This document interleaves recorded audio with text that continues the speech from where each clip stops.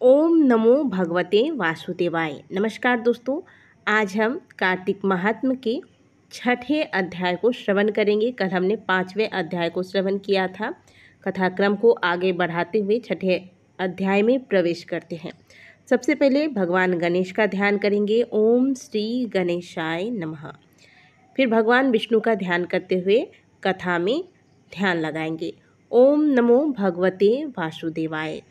कल की कथा में हमने श्रवण किया, नारद जी पृथु महाराज से कार्तिक मास के नियमों का वर्णन कर रहे हैं। इस क्रम को आगे बढ़ाते हुए नारद जी बोले, जब 2 घड़ी रात बाकी रहे तब तुलसी की मृत्तिका, वस्त्र और कलश लेकर जलाशय पर जाएं।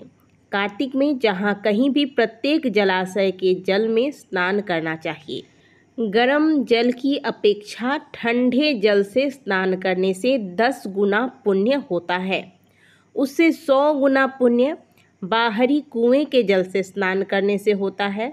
उससे भी अधिक पुण्य बावरी में और उससे भी अधिक पुण्य पोखर में स्नान करने से होता है। उससे 10 गुना झरनों में और उससे भी अधिक पुण्य कार्तिक में नदी स्नान का प्राप्त होता है। और उसमें भी 10 गुना पुण्य वहाँ होता है जहाँ 2 नदियों का संगम हो, और यदि कहीं 3 नदियों का संगम हो तो पुण्य की कोई सीमा ही नहीं होती। स्नान से पहले भगवान का ध्यान करके स्नानार्थ संकल्प करना चाहिए। फिर तीर्थ में उपस्थित देवताओं को क्रमशः अर्घ्य, आचमनीय आदि देना चाहिए। अर्घ मंत्र इस प्रकार से है। हे कमलनाथ, आपको नमस्कार है। हे जलसाई भगवान, आपको प्रणाम है। हे ऋषिकेश, आपको नमस्कार है। मेरे दिए गए अर्घ को आप ग्रहण करें। वैकुंठ, प्रयाग और बद्रिकाश्रम में जहाँ कहीं भगवान विष्णु गए वहाँ उन्होंने 3 प्रकार से अपना पांव रखा था। वहाँ पर ऋषि, वेद, यज्ञों सहित सभी देवता मेरी रक्षा करते रहें। हे जनार्दन, हे दामोदर, हे देवेश, आपको प्रसन्न करने हेतु मैं कार्तिक मास में विधि विधान से ब्रह्म मुहूर्त में स्नान कर रहा हूँ। आपकी कृपा से मेरे सभी पापों का नाश हो।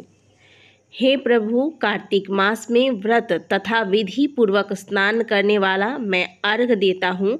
आप राधिका सहित ग्रहण करें।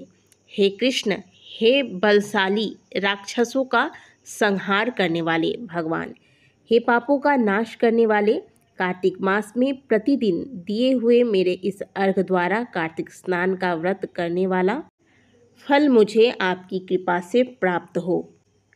तत्पश्चात विष्णु, शिव तथा सूर्य का ध्यान करके जल में प्रवेश कर नाभि के बराबर जल में खड़े होकर विधि पूर्वक स्नान करना चाहिए।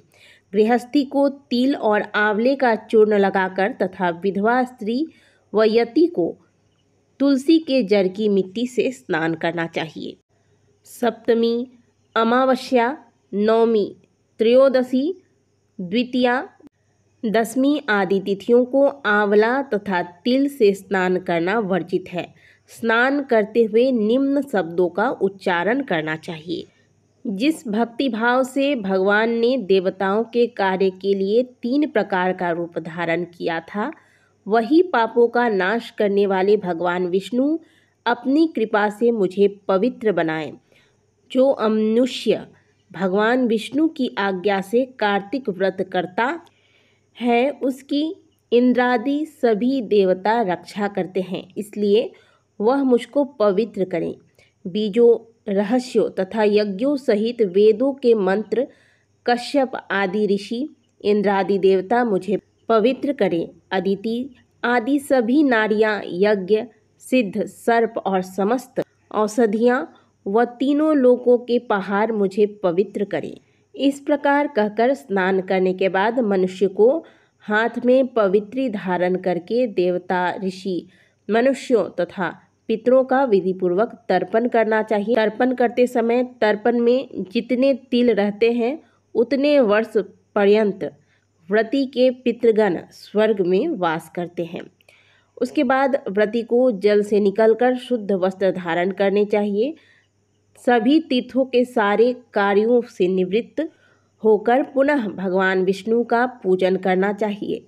सभी तीर्थों के सारे देवताओं का स्मरण करके भक्तिपूर्वक सावधान होकर चंदन, फूल और फलों के साथ भगवान विष्णु को फिर से अर्घ देना चाहिए। अर्घ के मंत्र का अर्थ इस प्रकार है। मैंने पवित्र कार्तिक मास में स्नान किया है। हे विष्णु, राधा के साथ आप मेरे दिए अर्घ को ग्रहण करें।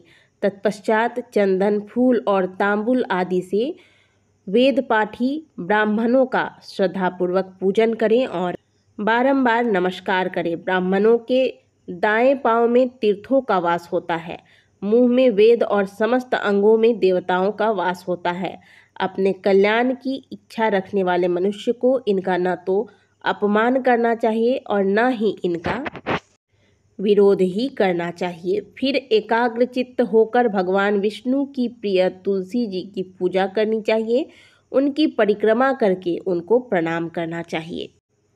हे देवी, हे तुलसी, देवताओं ने ही प्राचीन काल से तुम्हारा निर्माण किया है और ऋषियों ने तुम्हारी पूजा की है। हे विष्णु प्रिया तुलसी, आपको नमस्कार है। आप मेरे समस्त पापों को नष्ट करो। इस प्रकार जो मनुष्य भक्तिपूर्वक कार्तिक व्रत का अनुष्ठान करते हैं वे संसार के सुखों का भोग करते हुए अंत में मोक्ष को प्राप्त करते हैं। इस प्रकार से कार्तिक महात्म्य का 6ठा अध्याय आज पूर्ण हुआ। कथा को श्रवण करने के बाद भगवान के नाम का जयकारा अवश्य लगाना चाहिए। बोलिए भगवान श्री हरि विष्णु की जय, जगत के पालनहार की जय, तुलसी महारानी की जय। तो आज हमने कार्तिक मास के नियमों को श्रवण किया। अब आप में से बहुत से लोग सोच रहे होंगे कि इतने सारे नियम तो शायद हम नहीं करते हैं, फिर क्या हमें कार्तिक मास का पुण्य नहीं प्राप्त होगा? तो बिल्कुल, अभी जो समय है यह कलयुग का समय है और कहा जाता है कि कलयुग केवल नाम आधारा, सुमिर सुमिर नर उतरहि पारा। तो इस समय आप जो स्नान, दीपदान, हरिनाम कीर्तन कर रहे हैं ये भी बहुत है अभी के समय के लिए। तो आप इसे श्रद्धा भाव से करते रहें और जितना हो सके भगवान के नामों का चिंतन करें, नाम का जाप करें। कल हम कथाक्रम को आगे बढ़ाएंगे। ये कथा श्रवण करने के बाद वीडियो को